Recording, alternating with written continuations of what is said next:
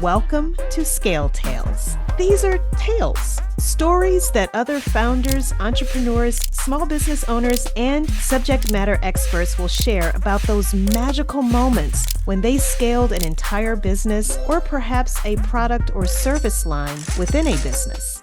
This storytelling show is designed with you in mind. The person seeking to do something extraordinary or achieve a transformational breakthrough in the business you own or the business you work for. Our goal is for you to not just be inspired by the words you hear, but to be equipped to take action. And as for me, who am I? Well, I'm Alicia Butler-Pierre. I'm the creator and producer of this show, and I'm the founder of a company called Equilibria Incorporated. Welcome to Scale Tales. This episode is brought to you by Equilibria Incorporated. Equilibria provides training to assist fast-growing companies in documenting and improving their key processes for maximum operational performance. Visit eqbsystems.com to stop the chaos of fast growth and start flowing today. eqbsystems.com. Welcome to Scale Tales, the business storytelling podcast where entrepreneurs, executives, and experts share firsthand accounts of those magical moments when they achieved something bigger than even they could have imagined. I'm Alicia Butler-Pierre. You know what I love the most about business? It's so universal. There's more than one business model, and there's more than one way to build a business, grow it, and scale it. But one thing is for sure, as an entrepreneur, you will encounter resistance, insurmountable challenges, and you'll learn quickly to diversify your sources of leads and income. Bali is the setting of our next Scale Tale, and it features someone who defiantly protected her business from a major threat and emerged victorious. This is episode 23, How Jet van Wijk scaled an agency to multi-seven figures despite a wrongful Instagram account deactivation.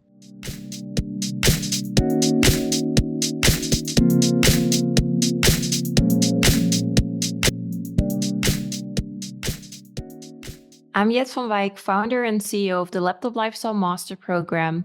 I'm currently in Bali, and this is my Scale Tale. It started on 2017, when I was for my education abroad in Bali. I studied hospitality management because I wanted to do something entrepreneurship. I didn't know exactly what. I met people there who were working from their laptop. And I realized that that could be such a cool thing to do, to be able to work and travel the world, set your own schedule. And from that moment, I was hooked. But at this point, I was actually still following my study. In the last year of my study, I found myself in a corporate job in London, working for Hilton Hotels. This was in a basement. The office had no windows, no natural air. And I realized how soul-sucking a 9-to-5 was, and that this was totally not for me. So from this moment, I had my eyes set again back on that time where I met people who were doing something different, who were working from their laptop. And that's really where the journey began of trying to figure out how I was going to be able to work online. How could I live this remote lifestyle? So after I finished a year at this corporate job, I actually got offered a really big job as marketing and communication director. And I declined it. And I decided that I was going to go back to that place where it all started, to Bali, and try and figure out how I was going to do this. And I remember sitting in the airplane, looking at my screen, that I was going to go from Amsterdam, where I'm from, to Bali, Indonesia, with no plan, with only $600 to my name. And I got that $600 by selling all my clothes and all my furniture. And I was on my way, and I arrived there, and that is really where my journey started to become an entrepreneur in the first place.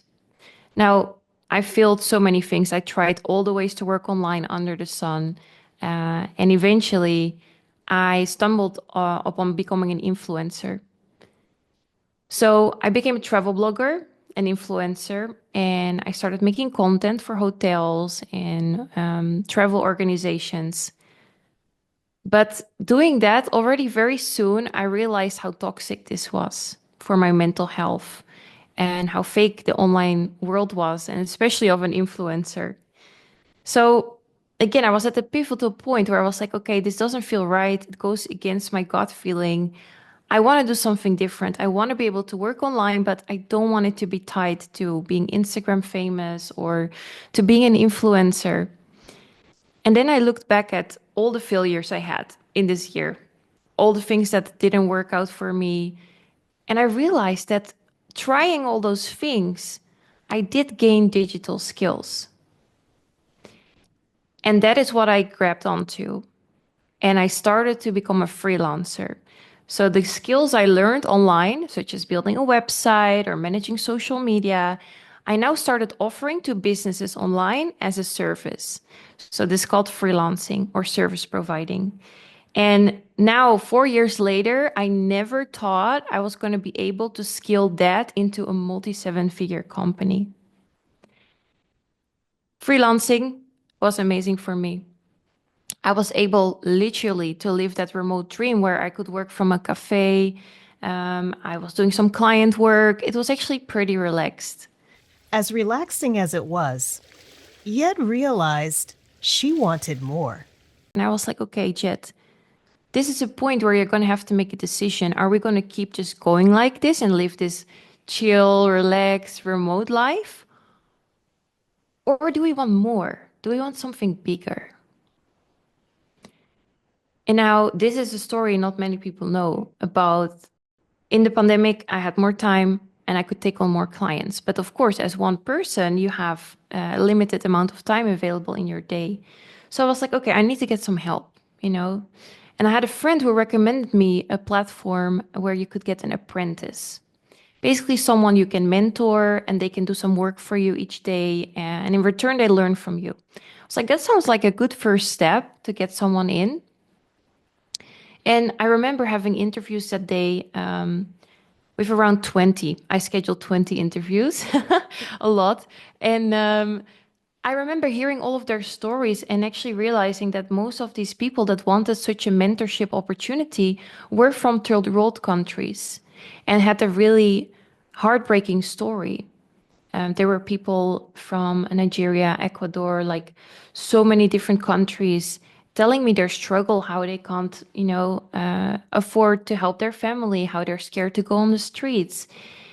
And after all those interviews, I was like, I don't know how I'm going to do it, but I have to take them all. I want to teach all of them how to work online, how to learn these skills that I got the privilege to learn, and see how I can make their life better or even hire them. And this is really not many people know that that is how my community, my mentorship, and my teaching, let's say, started now 5 years ago. Before she knew it, Yed started an online community of the people she wanted to help by teaching them marketing skills. She eventually hired some of them. This was such an amazing thing because actually the stories there, the lives we changed, from a girl Omalara who was scared to go out on the streets because in Nigeria there's a specific squad that actually attacks and kidnaps and rapes people that are carrying a laptop. And now she was able to stay at home, work for me, make way more than she would, obviously, in her native currency, and support her family. And I have so many stories like that. And this is the crazy thing that is where my impact mission started of, hey, when you're educated, you have power.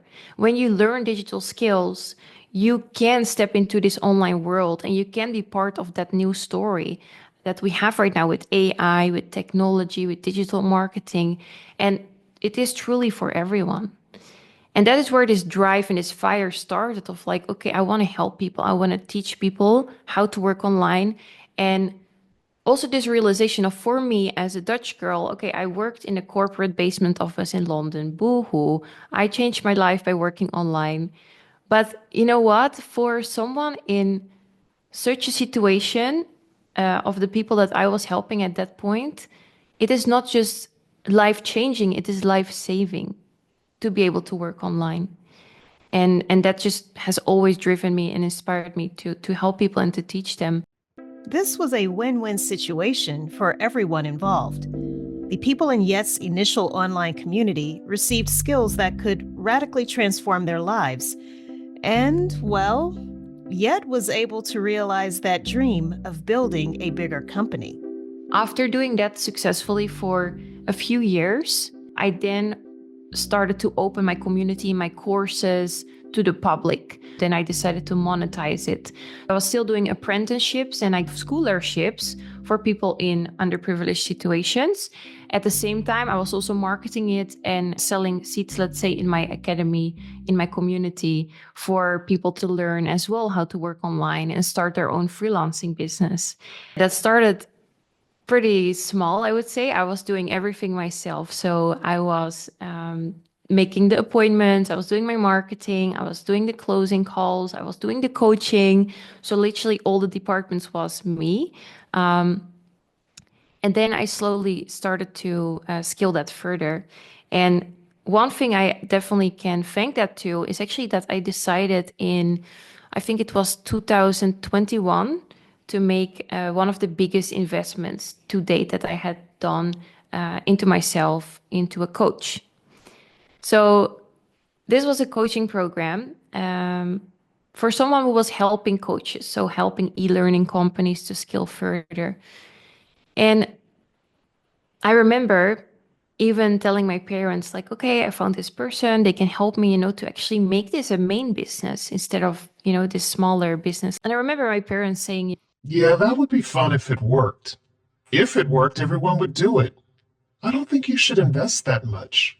it was $7,500 for a 3-month program. That was a hard one because, of course, you want to feel supported. But at this point, I already remembered these previous situations I had, because it was the same. When I wanted to quit my corporate job and start to work online, my parents were also supportive, but also against it. It was like a combination of both. And my grandparents, everyone was saying, No, you shouldn't do this. You're making a mistake.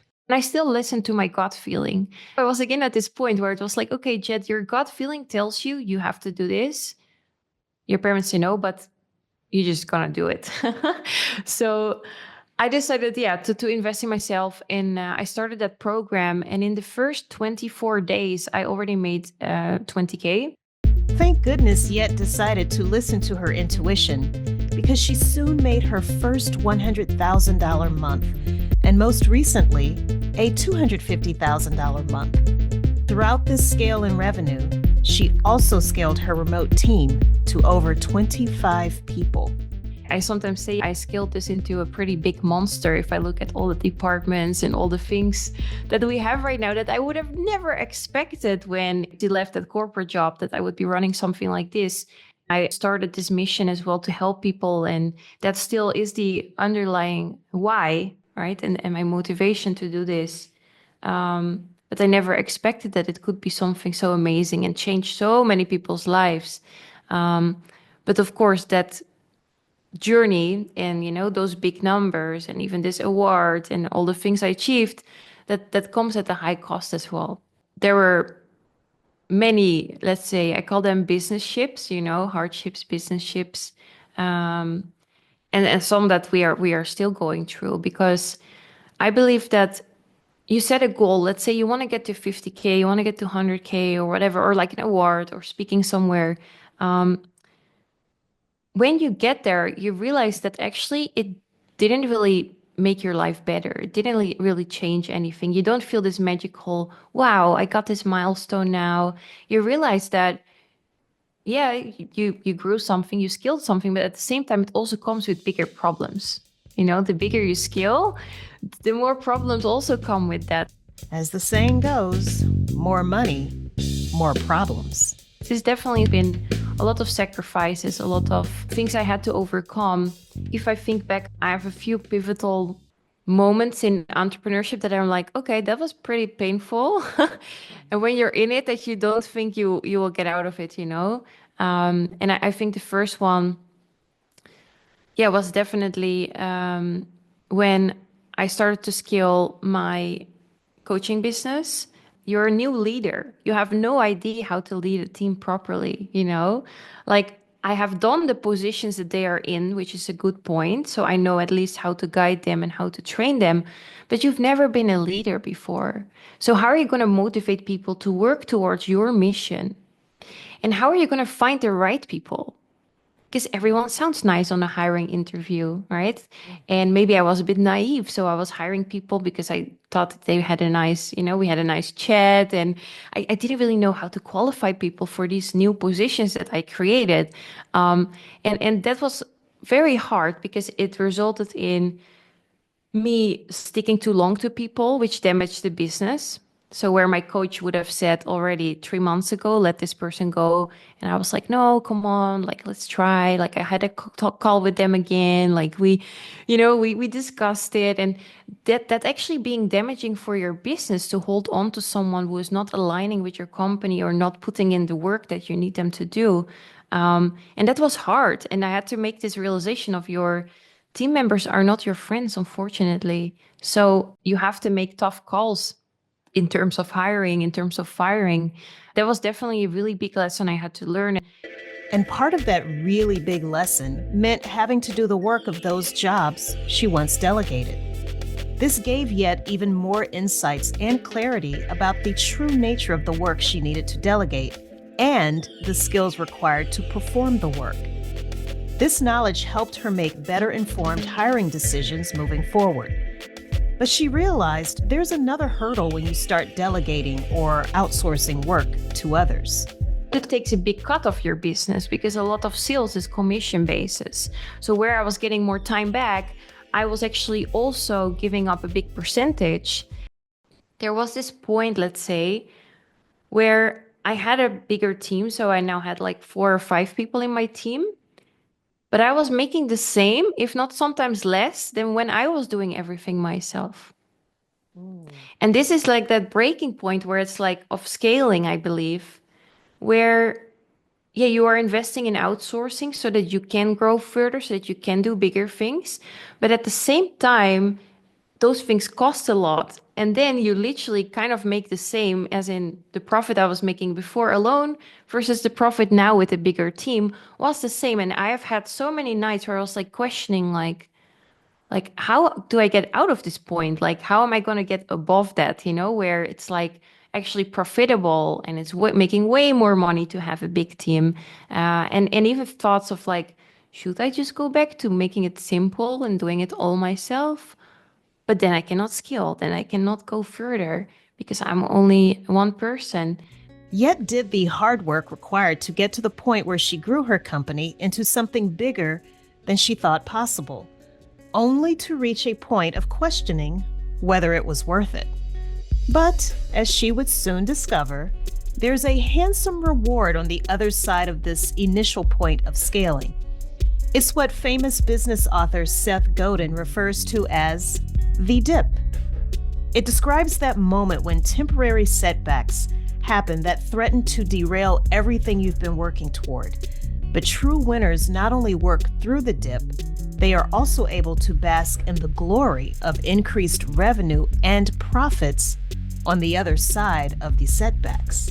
And of course, it was worth it in terms of scaling, because then you are at a point where you really have a lot of time back. So I could focus on my impact mission, to collaborate with charities, speaking, and doing my passions while the business was running pretty much on its own.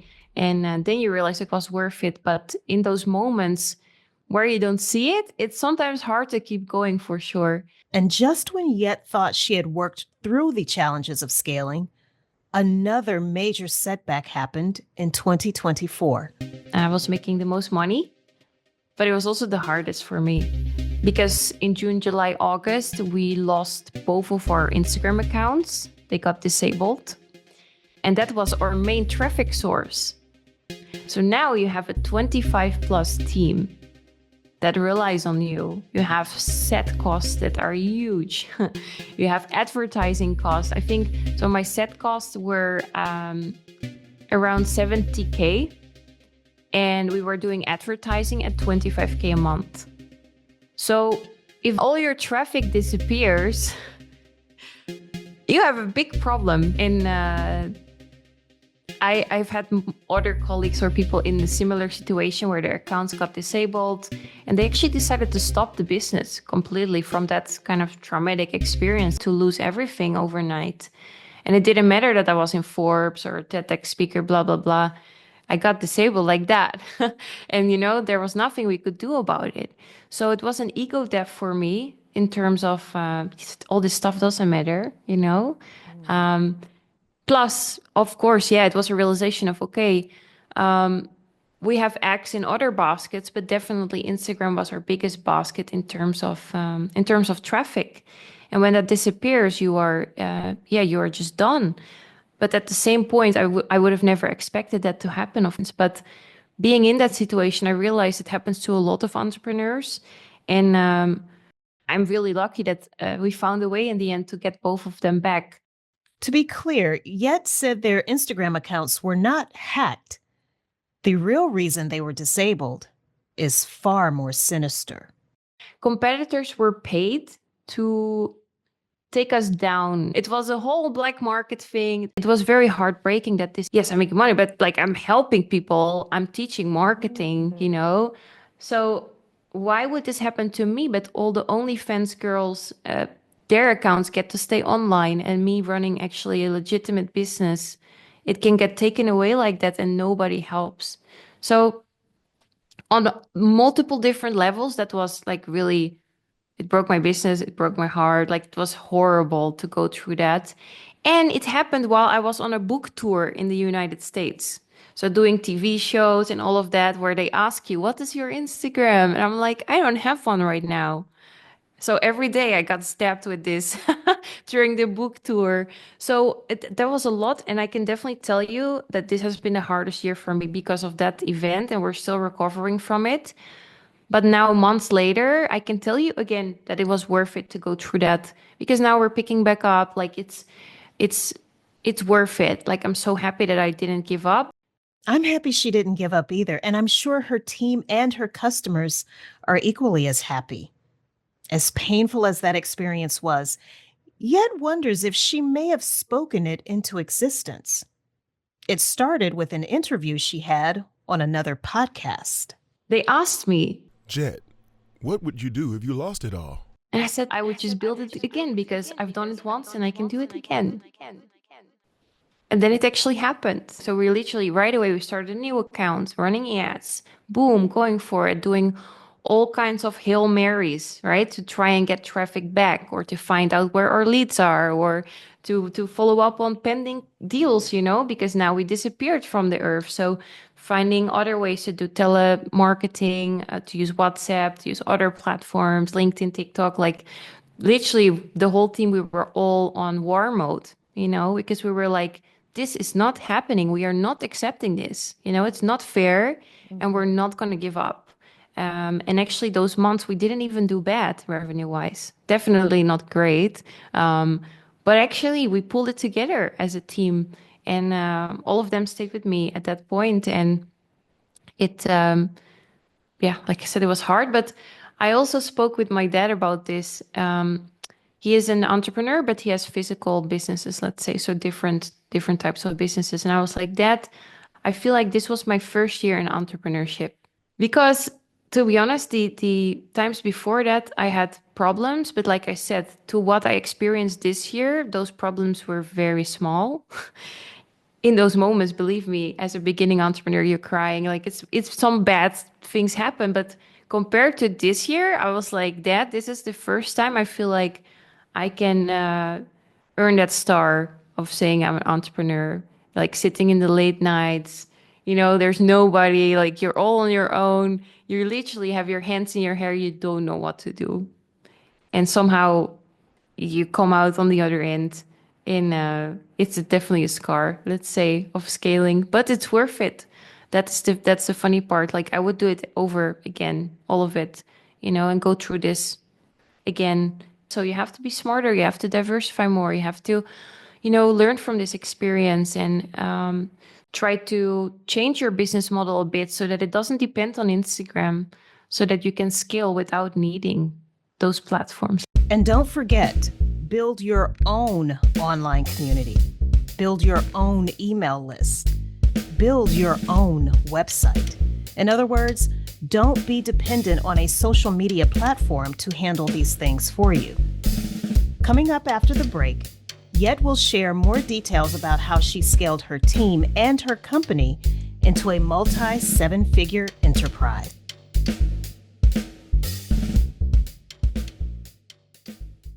Some small businesses fail not from the lack of customers, but from too many. When your business receives positive publicity, it's exciting. The spotlight attracts more customers and the cash flows in.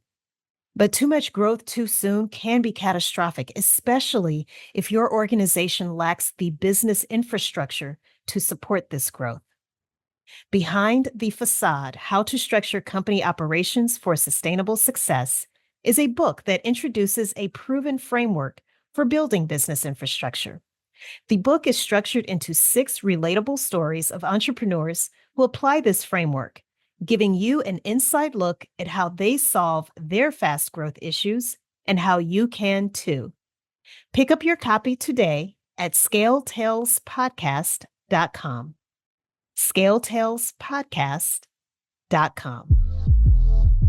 Yet Van Wijk is the founder and CEO of the Laptop Lifestyle Master Program, a program that started with an idea to do something on a large scale that involved empowering others to build online marketing skills and freelance their way to a better life. All was going well until a competitor took down a major communication hub for them. But Yet is a fighter, and now she's built an even stronger team with an even bigger, bolder ambition. Listen as she shares those early days of scaling and how it ultimately paved the way to a multi-seven-figure business. The way I started was a bit somehow old school. I don't know. I didn't sign up to platforms at first.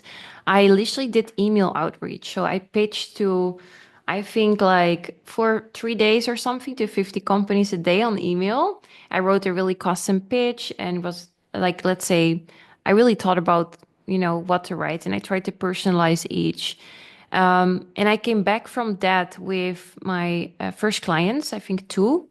And then actually from there, they referred me to a lot. And that is how I really quickly kind of scaled, even as a freelancer and then an agency.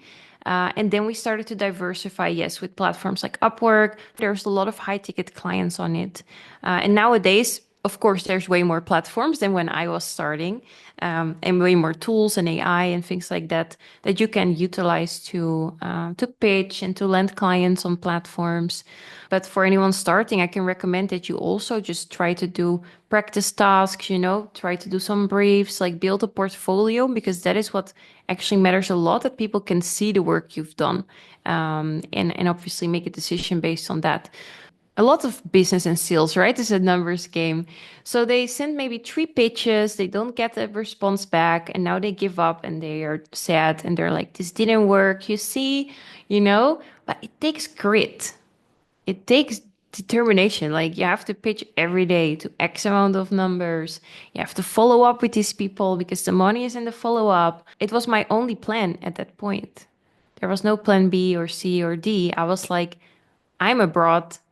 I have now, I think at this point, maybe I had like $400 left, because influencer deals was this whole problem that they came very late and, also not really high pay. And it was quite annoying. So I didn't have much money. And I was like, Jet, you have to make it happen now. Like, there's no other way. Like, you have to do something. That's why I just didn't give up until I landed my first clients. And then from there started to grow it further. About those influencer deals, remember, Yet started her online career as an influencer. This was how she began developing her online marketing skills.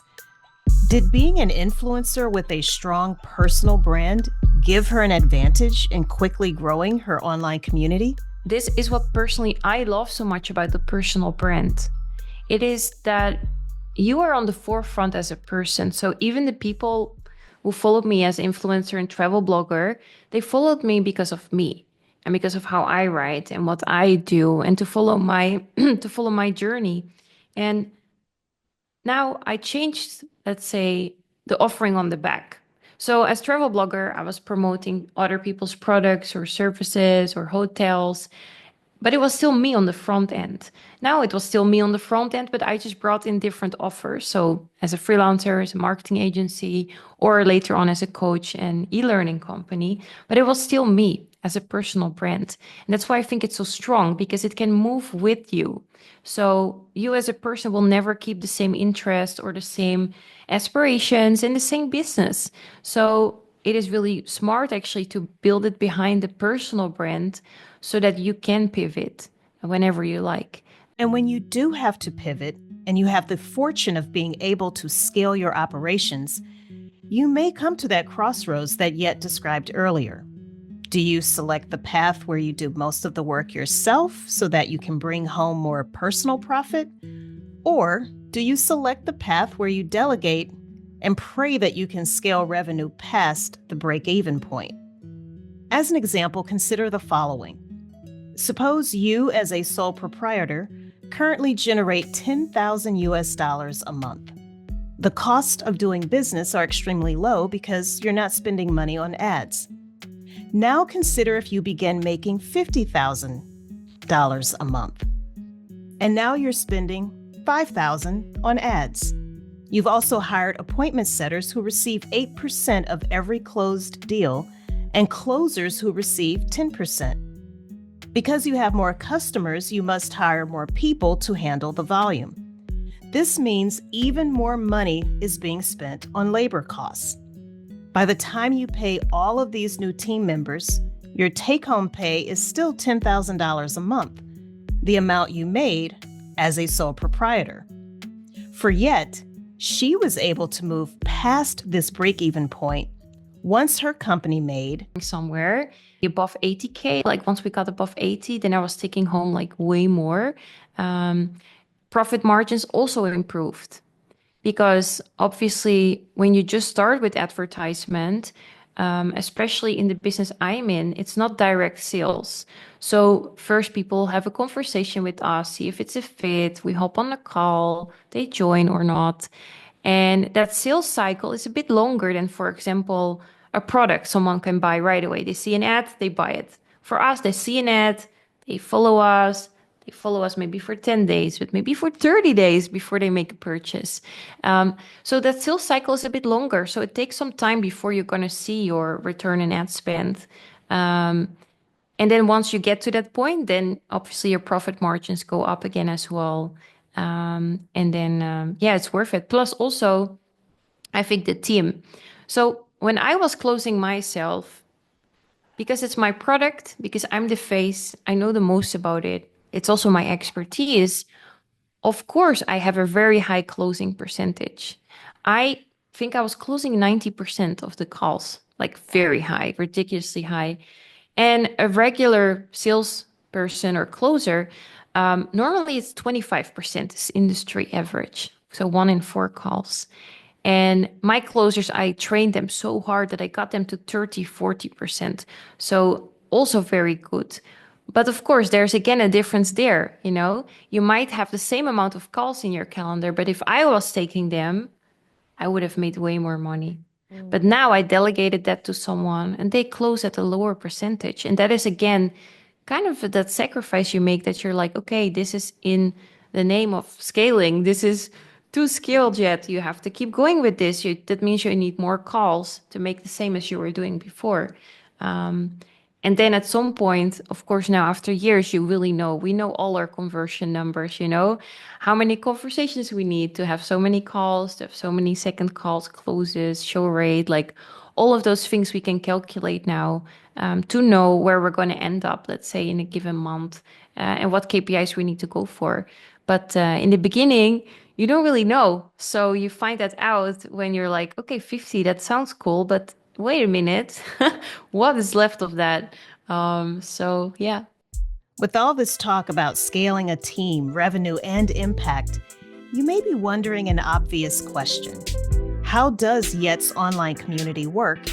And how could you join if interested? We have different points of entry depending on what people need, So we have the Laptop Lifestyle Master Program, which is really our 3-month group coaching program, where we help someone from A to Z in terms of finding their niche and what skills are they going to learn, what services will they offer, all the way to landing clients. So it's the full journey actually of becoming a freelancer. And then we have different programs for people with higher levels. So an agency accelerator for agencies that want to scale, coaching mastermind for people who want to also build a coaching community like mine. So it really is for all service providers and beginning service providers who are offering services digitally. And then we also have Community Pass, which is called Jet Circle, where you will get access to calls with me bi-weekly and also with my experts. So my marketing communication director, with our email marketer, with our Facebook ads expert. So really a pass to basically join our community and to be able to join the chats, to ask questions, and to attend calls as well. So really different ways for people to engage with us and to join our community.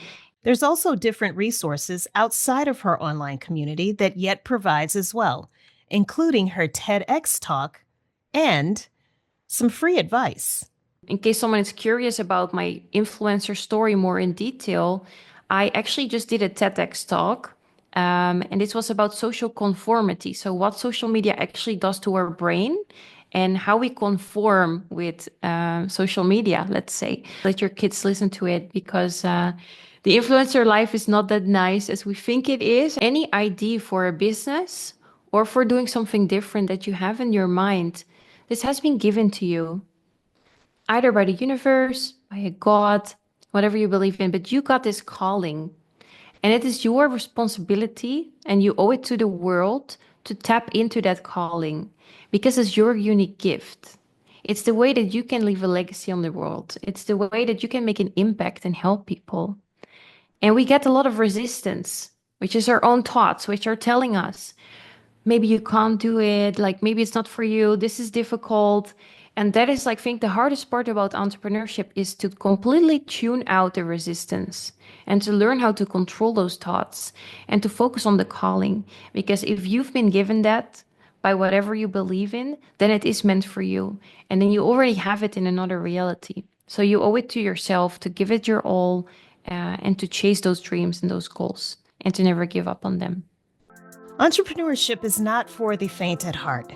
If it were easy, more people would do it. Take comfort in Yet's story and those of other entrepreneurs who powered through the adversity and emerged even stronger. Here's a recap of some lessons learned from Yet. Number 1, scaling operations is not limited to an increase in your team revenue and impact. It also includes an increase in problems. Number 2, let go. Your employees are not your friends. Holding on to those who are consistently underperforming can be more damaging to your customers than the pain of firing them and having to do their work temporarily before you can find their replacements. 3, remember the dip. The beginning stages of scaling are painful. As you hire more people, you must take time to train them. You'll work harder for the same pay or less, but stay the course.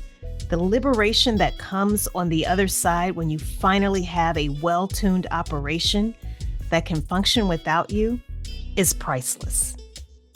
Number 4, diversify your sources for lead generation and income. Do not put all of your time, effort, and energy into one source or platform. Number 5, words have power. Be careful what you speak into existence. It might actually happen. Number 6, build your personal brand so that as your interests or careers change, people will still follow you. 7, establish key performance indicators or KPIs to track performance and understand where improvements must be made. And finally, number 8, as former British Prime Minister Winston Churchill said, never, never, never give up.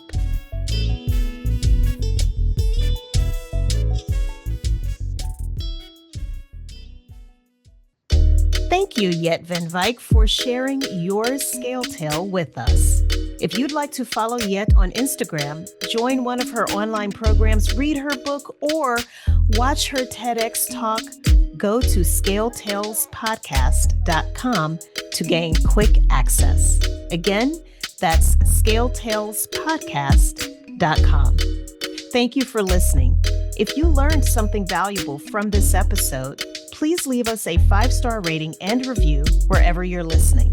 Make sure you subscribe to the show so that you don't miss it. And while you're at it, leave a 5-star rating and review wherever you're listening.